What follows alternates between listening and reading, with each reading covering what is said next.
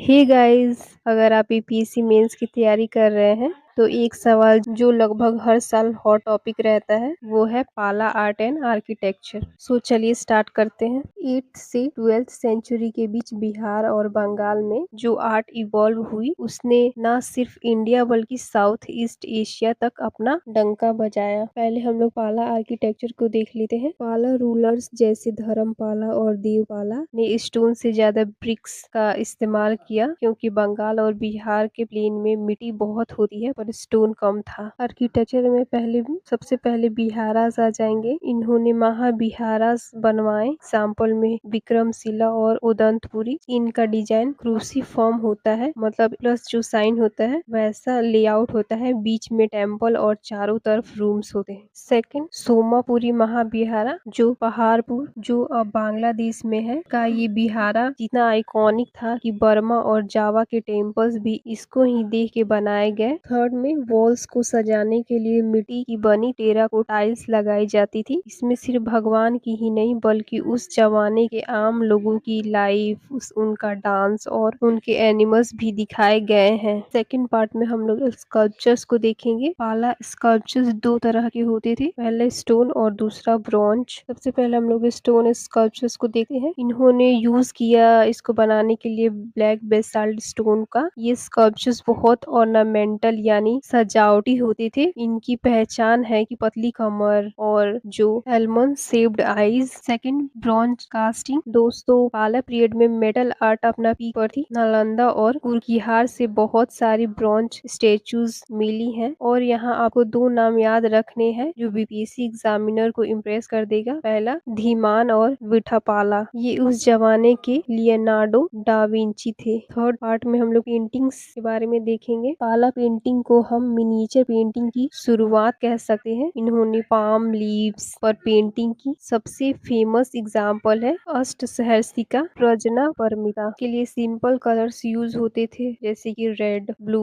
White और lines बहुत smooth होती थी। अब कुछ कोट्स देख लेते हैं which is important to score extra mark. Historian doctor S K Saraswati ने कहा था, Pala art Gupta art period की ग्रेस और लोकल बंगाल ट्रेडिशन का एक परफेक्ट मिक्स है। और टिबेटियन हिस्टोरियन तरंगनाथा ने तो धीमान और विटापाल को ईस्टर्न इंडिया का मास्टर क्राफ्टमैन बताया है। अब कुछ लिमिटेशंस को देखेंगे पाला आर्ट एंड आर्किटेक्चर के। पहला तो मोनोटोनी था, जैसे figure looks repetitive and stereotype. और second, artificiality, lack of deep spiritual calm found in Gupta art. Third is material, bricks and palm leaves are not durable compared to stones and the marbles. And fourth is tantric influence. The shift to Vajrayana made the art complex and sometimes ugra roop. Here is some figures which is important. Concludingly, पाला art ने Buddhism के Vajrayana sect को promote किया और ये India और Asia के बीच एक कल्चरल ब्रिज बन गया। Thank you.